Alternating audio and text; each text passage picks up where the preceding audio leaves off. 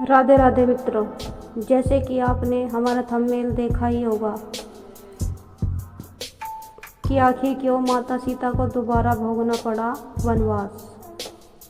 एक समय की बात है जब माता सीता अपनी फुलवारी में झूला झूल रही थी, तो झूला झूलते समय उन्होंने क्या देखा कि एक तोता और एक तोती बैठे हुए आपस में बातें कर रहे हैं। प्राचीन समय की बात है जब भगवान श्री राम और माता सीता का विवाह हुआ, तब वे अयोध्या लौट आए। कुछ समय बाद जब भगवान राम वनवास के लिए चले गए, तो माता सीता भी उनके साथ वन में रहने लगी। एक दिन जब वे पंचवटी में निवास कर रही थी, तो उन्होंने एक जोड़े तोतों को आपस में बात करते हुए सुना। वह तोता और उसकी तोती वेदों और शास्त्रों से परिपूर्ण बातें कर रहे थे। माता सीता ने ध्यान दिया कि वे भगवान श्री राम के भविष्य के बारे में चर्चा कर रहे थे। वे कह रहे थे कि आने वाले समय में भगवान श्री राम रावण का वध करेंगे और माता सीता का अशोक वाटिका में रहना तय है। यह सुनकर माता सीता को बहुत आश्चर्य हुआ, क्योंकि यह सब भविष्य में होने वाली घटनाएं थी।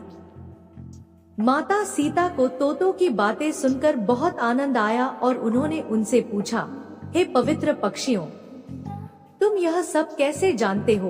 तोते ने उत्तर दिया, हमने यह सब महर्षि वाल्मीकि के आश्रम में सुना है।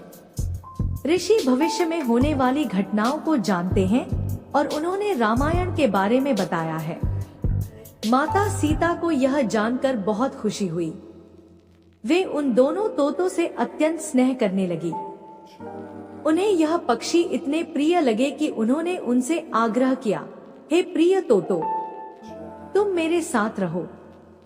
मैं तुम दोनों की बहुत अच्छी तरह देखभाल करूंगी। किंतु तोता और उसकी तोती ने विनम्रता से माता सीता का प्रस्ताव ठुकरा दिया। उन्होंने कहा, हे देवी, हम जंगल में स्वतंत्रता से रहना पसंद करते हैं, कृपया हमें जाने दे। माता सीता तोती को अपने पास रखना चाहती थी, लेकिन वह गर्भवती थी। जब माता सीता ने उसे पकड़ने की कोशिश की, तो वह डर गई और आकाश में उड़ गई। लेकिन अत्यधिक भय के कारण उसने अपने प्राण त्याग दिए। यह देखकर तोता अत्यंत दुखी हुआ और माता सीता से बोला, हे देवी, आपने मेरी पत्नी को मुझसे अलग कर दिया।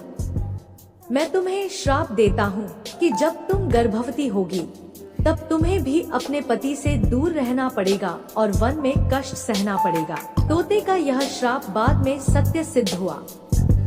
जब माता सीता गर्भवती थी, तब उन्हें अयोध्या से वन में जाना पड़ा और उन्हें महर्षि वाल्मीकि के आश्रम में रहना पड़ा। वहाँ उन्होंने लव और कुश को जन्म दिया।